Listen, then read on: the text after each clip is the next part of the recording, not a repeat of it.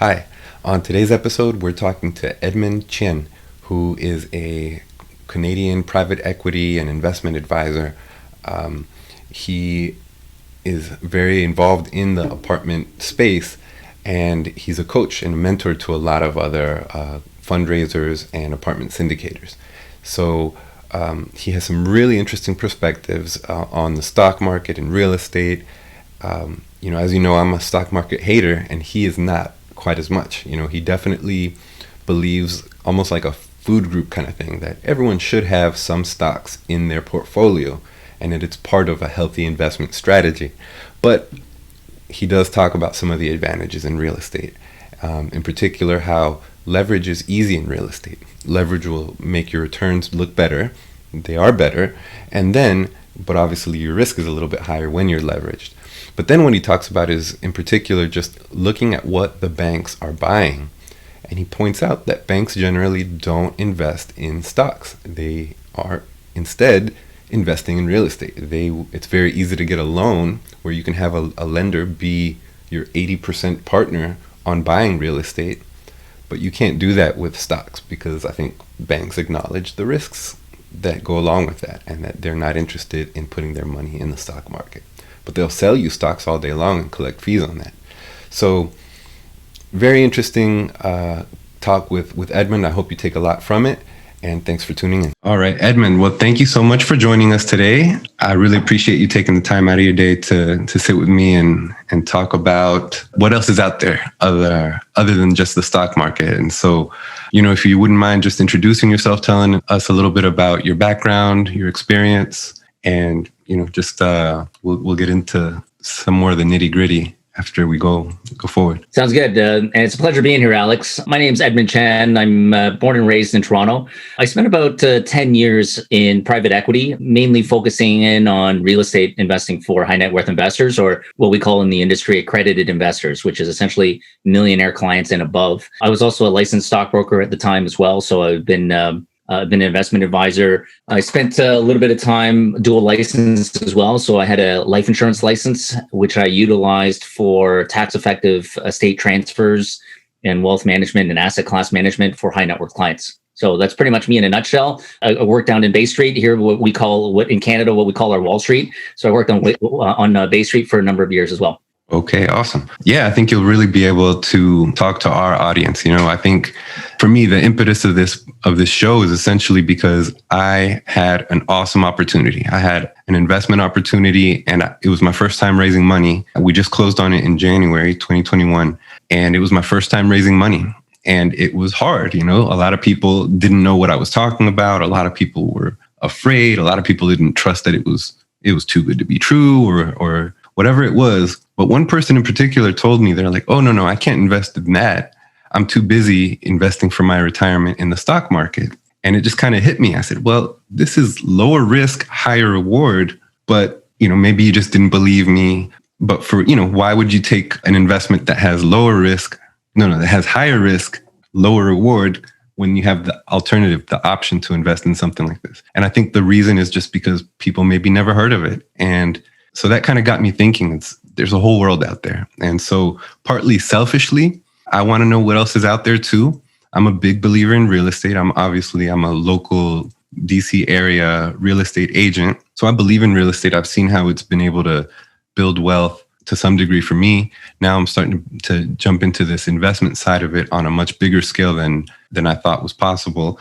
And we're handing out money. So it's been good. We're really making good distributions to our investors. And my main goal is just to kind of see what else is out there, because I know that there's more. So when I call the show Fuck the Stock Market, it's a bit of a marketing gimmick, right? It's essentially, I want the attention. I want it to kind of shock people. But I know that the stock market is a totally legitimate investment vehicle for a lot of people. So anyways, I wanted to just kind of give you the chance to tell a little bit about that and just kind of your perspective on it, in particular for these accredited investors who maybe never heard of something beyond their 401k and so I'll just kind of ask you this question and kind of let you run from there is, why real estate? Why do you think real estate could be this other vehicle, this other asset that might beat the stock market? That's a really good question. And before I get too far into this, I've got a lot of compliance and legal training. So I do have to caveat a lot of what we're going to talk about by saying that I'm no longer licensed. So used to be a licensed stockbroker, an investment advisor, and also in life insurance. I've taken all those licenses down, which gives me the ability to now talk about it, or else I wouldn't be able to talk to any kind of people out there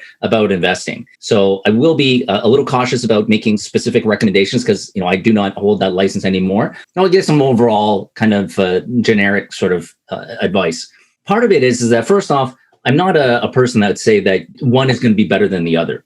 They both have different sort of values in a full portfolio. First off is that stocks, for an example, it's hard to lump all of them into one sort of category to say that it's risky. What it is that if you take a very high level of it, of why I like real estate, compare it to things like stock market, there is a component of why I like stocks inside an asset strategy or inside an investment strategy. But when you take a look at it, if you go into a bank and you want to buy $1 million worth of stock, and you ask them if they will lend you $750,000 and you're going to put in $250,000, you're unlikely to get the bank to say yes. Now, if you walk in and you say, I want to buy $1 million property, here's $250,000 of a down payment. Would you give me a $750,000 loan? Provided that you have the income to support the loan to be able to carry that, the bank is most likely going to say yes. On the real estate side, they'll say yes. On the stock side, which for most banks, they also sell stocks, they're going to say no. That should tell you something. I've yet to come across people that got a loan from the bank using their stocks as collateral. Aside from margin accounts, but that's something separate. But for the generic people, most people don't get that. So that should tell you something, that the bank will buy real estate every day and twice on Sunday. When it comes to stocks, they're only going to sell it to you. They're not going to buy it themselves. Interesting. So it could be seen as a measure of the bank's perception of the risk there, right? To some degree. Absolutely. Very interesting. Yeah. That's a strong point. So what I like as an investor is I take a look at what are banks buying and what are institutional investors buying. And a lot of them, the banks aren't buying stocks. The banks are selling stocks. The banks are buying real estate in the form of providing debt. So if they're giving you a mortgage, they're essentially owning up to 75% of that asset. And they're using that asset as collateral. So as an investor, it's not about what you say, it's about how you act. And if you act, or if you look at how they're acting, what do they invest in? And that's the stuff I want to invest in. That's very powerful. Yeah. So keep an eye on what they're doing. And especially, I think, with that same analogy in mind, in the stock market, it's probably much harder to do and to behave in the way that the big institutional investors are behaving. We can't keep up with them. They just have an inside track that I think a common person can't replicate on a smaller scale. Yeah. And I think on some fundamental level, there are people out there that recognize that it seems like the big players seem to win when it comes to investing in the stock market. And there's a really good book out there by Michael Lewis called Flash Boys. And in it talks about high frequency trading. So high frequency trading is not just the only thing that stacks the odds against your favor, but there's also things like quants, like quantitative analysis. There's things like high frequency trading. There's also big lots, all these types of things. It sort of makes you feel like you're going through the Suez Canal in a dinghy up against giant container ships and oil tankers. And it's so easy to get squashed. So if you're a day trader, it becomes very difficult to compete against these large institutional investors. Large institutional investors would be like large pension plans, large mutual funds, and large, big institutions. So for me, that's not a game that I like to go at because I don't like those odds. Now, I like the fact that 401ks and IRAs will give you essentially tax management, especially if you're high income on a W-2. So there's value in that. So fill your 401k, your traditional 401k, get your tax write-offs off your W-2. That's a big advantage. And you're essentially using government money, 30 to 40% government money right off the bat. And it's like they lend you money tax-free, and you make a 40%, or they give you a 40% loan that you don't pay any money on, and you get to invest that 40%. So that's not too bad. So what I'll do is I'll stick that in a 401k, and then I'll start putting into things like just buy the whole forest. Don't try to pick trees. So buy indexes. So benchmark index, DGIA, in an ETF, keep the fees low, and then forget about it. Now, if I have money that spills out of a 401k, what would I prefer to go into? I prefer to be in assets where I get a risk-adjusted return. Risk adjusted return basically means how can I increase my return, but keep my risk relatively manageable, if not lower than what you would traditionally find in the stock market. And that's where I enter into real estate. So especially for high net worth investors, so people that are accredited, which in America, it's roughly about 6% of society. If you've got an income of about $200,000 or W-2 income, $200,000 twice in a row, then you're an accredited investor. Or if you have $1 million of investable assets, a very similar accreditation here in Canada. So if you fall into that category, now you're technically in the 6%. And a lot of people don't realize that they are. And they're still investing like they're part of the 94. But there's a lot of investment options that are open to you that a bank would buy, that a large pension plan would buy. They love infrastructure deals. So invest like they do. And that's what I spent a good 15 years of my life educating and showing investors. There's a lot better assets out there now that you've passed that threshold. If you're in the 94%, your best option is, just stick to the indexes, put money away regularly, and focus in on your W-2 or focus in on increasing your income and finding ways to move till you get to that threshold. Some people also use multifamily or buying real estate themselves to get to that phase as well, to supplement their W-2 income. So many different paths to get up there. Okay, very cool. Okay, so that's very helpful. So real estate is this other option that I think. Now, can you talk a little bit about syndications in particular within real estate? Because you say real estate as a realtor, trust me, you say real estate to people, they're thinking HGTV, they're thinking flip this house. So tell me a little bit about some of the benefits from your perspective of syndication and the other kinds of asset classes that you've dealt with within real estate, because real estate is a lot bigger than most people think. Thank you so much for listening to the show. It's a big step to realize that there's a whole world of opportunity out there for you. And then you've already started to dive into your education, which is required to be able to navigate the world beyond the stock market. But the next step is to take action. So if you want a chance to invest with me and my team, sign up for our investor club at legatoinvest.com/invest. We'll schedule a call with you, get to know you, your background, and your investment objectives. And if there's a good fit, we'll start to present you with live opportunities to invest in multifamily apartment deals. So again, legatoinvest.com/invest. Thanks again. Right. There's a lot of different aspects to it. And I think what makes people nervous who haven't been invested in real estate before is this whole fact, look, I don't know how to renovate anything. I don't know how to swing a hammer. I don't know anything about decorating. I'm a doctor. I'm a lawyer. I'm busy. I run 60 to 70 hours a week. I don't have extra time. And if it's just, I'm just going to give it to my investment advisor and handle it. Right. So and I get that. And part of it is that you've got to understand the value of real estate. One of the things of value of real estate is that banks evaluate it, and they evaluate it because it's got a hard collateral.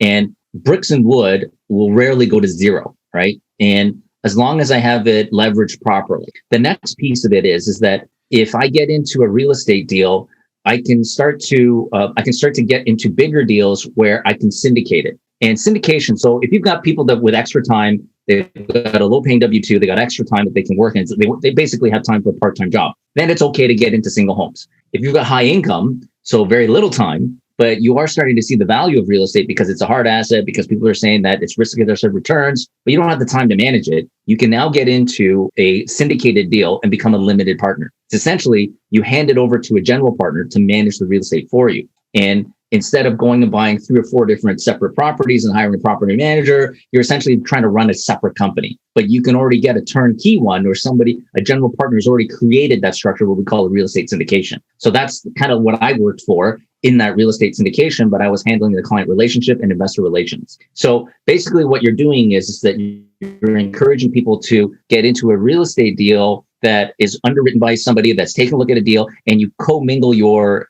assets or your resources into a limited partnership or into a company. And what that general partner will manage it for you and make the distributions. Exactly. So it just makes it very simple or a lot simpler to manage, because all you're doing is that you're just a unlimited partner. You don't have to manage the asset. You don't have to look at the rent rolls. You don't have to hire property managers. They do it all. The general partner will do it all for you. Yeah. So, after the show's over, we'll set up another call where I'll talk to you about a deal I'm working on right now. Pretty much exactly in line with that. And I think it's a real home run. I want to also make sure to give you a chance to just share a little bit about what you're doing now. We talked about your past experience, and just, I want to definitely give you a chance to talk to the audience and just share with them a little bit more about what you're doing and how you are, I guess, why you're kind of doing this road show and kind of putting yourself out there. I think it's really cool. Yeah, I think the first part of it is that it took me a little while to realize this, but I ended up, when I first got into finance, I originally did it to learn how to become an asset manager, to learn how to invest in real estate, and learn from people that have already done it, from experienced people. And that's how I ended up working with a syndicator and working in private equity. It turned into like a 15-year career, 20 overall in sales. And at the end of it, I realized, you know what? I really set out to do this to manage our own wealth. It started out as a hobby, and I became a full-fledged professional in the industry. And I'm considered like a Bay Street veteran. So what I ended up doing is I've since retired from the industry, and I've gone back to what my original intent was, in using all the skills that I gained to manage our own family wealth. So it's kind of like running our own family office. And on the side of it, what I do is I now coach people on how to, especially financial professionals and people that are syndicators, learning to raise capital from high net worth clients and doing the investor relations component. So I teach people how to do that. Very cool. And that's how we met. And I'm definitely looking forward to becoming close friends, because I'll be in touch. Edmund, I really want to thank you for your time. I really want to, just thank you for your experience. I think is exactly the kind of thing that I want to have on this show. It's exactly what I want people to hear about, especially, again, the fact that you do treat the stock market fairly, right? You do recognize that there's a really good place for people. There's a place for it in your assets, in your portfolio. And so, but again, those risk-adjusted returns, it's essentially that simple from my perspective, right? It's a very predictable amount of returns that we can offer to investors. It's not much downside on when it comes down to it. And so, I'm a big believer in real estate, and I really am relieved to see that after all your 15 years of experience, which I don't share, doing what you do, you've come to the same conclusion as me. And so I'm just that much more reassured that I'm going down a good path, and I'm eager to help some people to be able to build wealth in ways that maybe they never imagined. And so, just if there's anything else that you'd like to share before we end the interview, I'd like to just give you a minute for that. And then obviously at the end, I'll be happy to share in the show notes, any links or contact information you'd be interested in sharing. Yeah, I'd be happy to close things off by saying that I think one of the things that I committed to in my 15-year career in finance is helping people achieve financial independence. And I think that's really important, and helping people generate wealth for themselves. And today, after doing it for so long, I still want to contribute to that. And the way that I say that the best thing people can do is get a financial education. Start reading material, start reading about finance, start being hungry about it. And don't just take it from a salesperson's point of view. And salesperson, I mean like somebody's trying to sell you an investment. Learn from yourself and just read books, listen to podcasts, take a whole bunch of different sources. And for me today, that's why I want to give back to the community and show people how to achieve financial independence. And then people that are getting into real estate investing, people that are getting into real estate syndication, that's also a component of a lot of knowledge that I've accumulated that I want to give back to the community as well, and teach people this is how you bring in, this is how you educate investors. This is how you build your syndication. This is how you go and find real estate. This is, these are the groups of people to talk to. These are the books and materials to read. So on that note, there's a really good book that is, I think, gospel in the real estate investing world. And it was a book a lot of us have read from the 90s. And it's called Rich Dad, Poor Dad. If you haven't heard of that book and you want to get in real estate investing, it's a really good start. And it talks about getting into income-bearing investments is the main story. Right. So a foundational book. And then from there, just start getting into more and more different types of material, start learning more and more different types of books, and you're well on your way. For me, the biggest thing I used to explain to clients, our risk declines or decreases the more you know and the more you study. So the analogy that I use is that, Alex, if you and I were on an airplane and then all of a sudden somebody announced that the pilots are gone or passed out or whatever, and they put the two of us in the pilot seats, we'd be freaking out because we don't know how to do it and we'd have zero knowledge, right? But there are people that are out there that are airplane pilots that find it monotonous and boring. So how could something be so stressful and so scary for two people can be monotonous and boring for somebody else? The difference is experience and knowledge. And the more experience we get in investing, the more knowledge we have, the risk starts to decline. So when I started to explain to clients, it's my responsibility as your wealth manager to share and explain to you how these things work. Because once you understand them, it starts becoming less risky in your mind because you know how they work and what to anticipate and what to expect. And that's why I'm such a big proponent today of financial education, financial knowledge. And that's why I love coming on podcasts like this. So thank you very much for that opportunity. And I wish you also the best of luck. Thank you so much, Edmund. I appreciate it. And I will say, Rich Dad, Poor Dad, I had been maybe 3 years into my education where I made the decision, I'm going to learn everything I can about real estate investing. I knew I wanted to be a real estate investor. I listened to podcasts, I read books, but for some reason I skipped that one. I don't know what it was about the book. I thought I knew what it was because so many other people had told me about it. And then eventually I said, like, really, 9 out of 10 of these successful real estate investors that you see they mention Rich Dad, Poor Dad as the turning point for them. And so finally I read it and it turned my world upside down. It really blew my mind. And I want to say about a year later is when I closed my first apartment complex. So I think it's a real correlation there. And so yeah, I'm a believer, and definitely thanks for sharing that one. I've got 2 other books then. If you've read that one, the next ones to read after that are Richest Man in Babylon and Think and Grow Rich. Also 2 other foundational wealth books. I got Richest Man in Babylon. So I got Think and Grow Rich. That's the one I haven't read. So yeah, good. All right. So I want to keep giving you titles until you've got one that you haven't read. So I want to add some value for you. No, and then Flash Boys too. I hadn't read that one either. So Flash Boys is a big eye opener. Okay, beautiful. Well, Edmund, thank you again. And yeah, man, we're gonna be friends, man, whether you like it or not. Thank you. You take care. Glad to hear it.